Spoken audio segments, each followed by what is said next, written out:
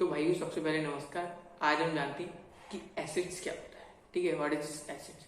और जानेंगे कि लायबिलिटीज क्या होता है। ठीक है, और इन दोनों में अंतर भी जानेंगे और ये भी जानेंगे कि गरीब लोग क्या करते हैं। गरीब लोग एसेट्स खरीदते हैं या फिर लायबिलिटीज करते हैं। और ये भी जानेंगे कि अमीर लोग क्या करते हैं। अमीर लोग एसेट्स खरीदते हैं या लायबिलिटीज। तो चलिए यही जानते हैं। भाइयों सबसे पहले जानते हैं कि एसेट्स क्या होते हैं। भाइयों एसेट्स का साफ सीधा अर्थ ये है कि संपत्ति। संपत्ति इसको हिंदी में, एसेट्स को हिंदी में कहते हैं संपत्ति। तो भाइयों एसेट्स वो होते हैं जो आपका पैसा लगातार बढ़ाते हैं, मतलब लगातार ग्रो करें।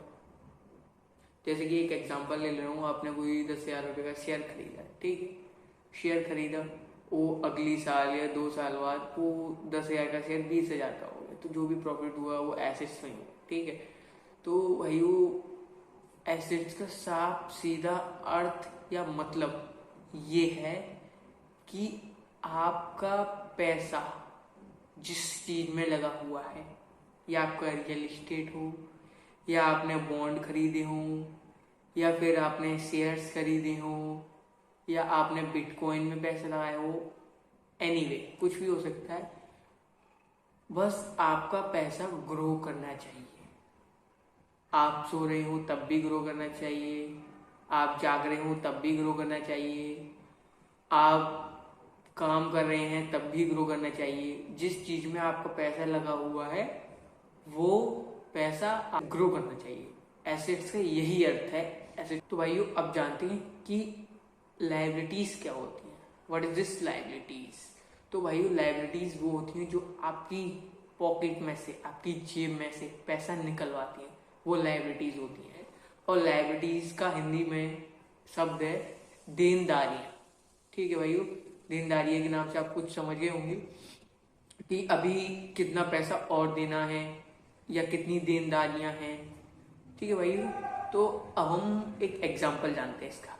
तो भाई इसका एग्जांपल है कि आपने कोई कार खरीदी या मोबाइल खरीदा या फिर कुछ भी XYZ कुछ भी खरीदा, एनीवे जो आपकी जेब में से पैसा निकलवाती हैं, जो आपकी जेब में से पैसा निकलवाती हैं वो लायबिलिटीज होती हैं। जैसे कि आज आपने कोई कार खरीदी। ठीक है, आज आपने 1 लाख रुपए की या 10 लाख रुपए की कोई कार खरीदी। ठीक है, 10 लाख रुपए की कोई अल्टो 800 खरीदी। 10 लाख रुपए की आपने अल्टो 800 खरीदी, तो वो अल्टो 800 आपकी 2 साल बाद या 3 साल बाद पैसे कम हो जाएंगे उस अल्टो 800 के। वो अल्टो 800 की रेट घट जाएगी। आप जब बेचने जाओगे तो वो 10 लाख की खरीदी थी आपने, तो वो 11 लाख की या 12 लाख की नहीं बिकेगी। वो आपकी बिकेगी 10 लाख की, 5 लाख की, 8 लाख की, मुश्किल से मुश्किल। अगर ज्यादा कंडीशन खराब होगी तो 5 लाख की, 4 लाख की, ऐसे बिकेगी। तो ये तो भाइयों अब जानते हैं कि लायबिलिटीज एसेट्स क्या होता है। देखो भाइयों लायबिलिटीज वो होती हैं जो आपकी जेब में से लगातार पैसा निकलवाती हैं। ठीक है, और एसेट्स वो होते हैं जो आपकी जेब में पैसा लगातार भरते हैं या लगातार आपके पैसे को ग्रो करते हैं। ठीक है, अब भाई दोनों का एक एक एग्जांपल जान लेते हैं जिससे आपको अच्छे से समझ में आ जाएगा। तो भाई सबसे पहले जानते हैं लायबिलिटीज। लायबिलिटीज वो होती हैं जो आपकी जेब में से पैसा निकलवाती हैं। जैसे कि कोई आपने स्मार्टफोन खरीदा। ठीक है, स्मार्टफोन खरीदा या कार खरीदी, XYZ कुछ भी खरीदा, तो वो आपकी लायबिलिटीज में आती है, क्योंकि वो आपका पैसा जब आप बेचने जाओगे, जब आप मोबाइल खरीदोगे या कार खरीद लोगे, उसके बाद वो बेचने जाओगे, सेल करने जाओगे, तो वो आपका जितना पैसा आपने उसमें लगाया है, जैसे कि मोबाइल 10,000 रुपये का खरीदा, तो वो 10,000 का आप बेचने जाओगे मोबाइल, तो वो 10,000 रुपये का मोबाइल नहीं बिकेगा।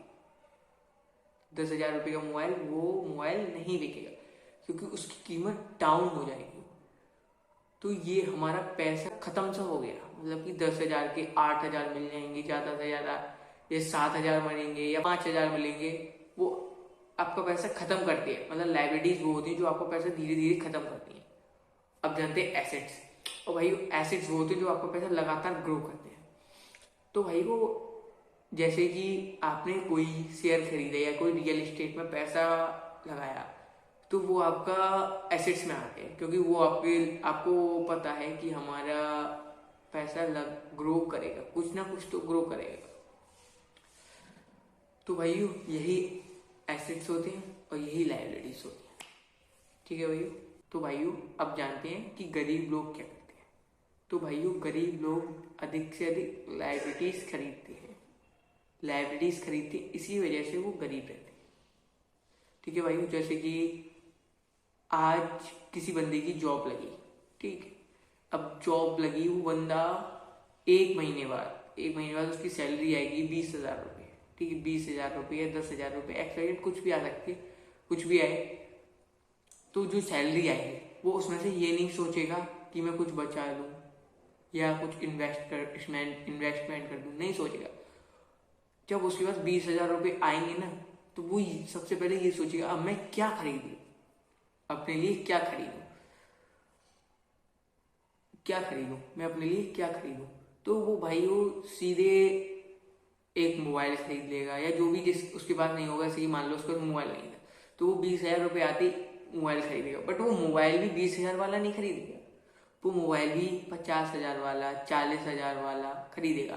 क्योंकि उसके माइंड में उसका माइंडसेट ये है कि आज मेरे पास 20,000 है, तो मैं आज 30,000 रुपये का या 40,000 रुपये का मोबाइल खरीद लेता हूँ। बट जो अगले महीने पैसे आएंगे उसमें से दे दूंगा, या EMI करा लूँ, जो महीने महीने कुछ ना कुछ देता रहूंगा।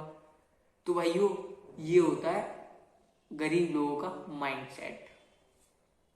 ठीक है भाइयों। अब भाइयों जानते हैं कि अमीर लोग क्या करते हैं जिसकी वजह से वो अमीर रहते हैं।